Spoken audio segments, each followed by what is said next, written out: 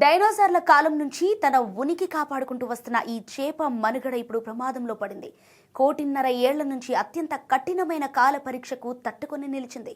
ప్రపంచంలోనే దీనంత మొండిది మరొకటి లేదని కూడా చెబుతారు.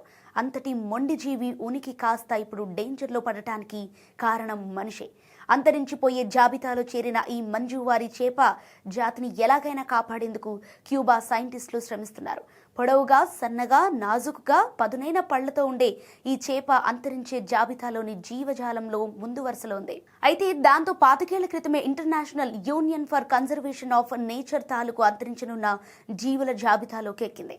శతాబ్దాల తరబడి మనిషి సాగించిన విచ్చలవిడి వేటే ఇందుకు ప్రధాన కారణం. దాంతో ఈ సహస్రాబ్దం తొలి నాళ్లకల్లా మంజువారు దాదాపుగా అంతరించిపోయినంత పనైంది. దాంతో ఒక దశలో దానిపై అంతా ఆశలు వదులుకున్నారు. కానీ ఉన్నట్టుండి 3 ఏళ్ల కంటే 2003 ప్రాంతంలో క్యూబా తీరంలోని జెప్టా చిత్తడి నేలల్లో ఈ చేప జాతి మళ్లీ కనిపించింది. దీంతో క్యూబా సర్కార్ కళ్లు తెరిచింది. దాన్ని ఎలాగైనా కాపాడేందుకు నడుం బిగించింది.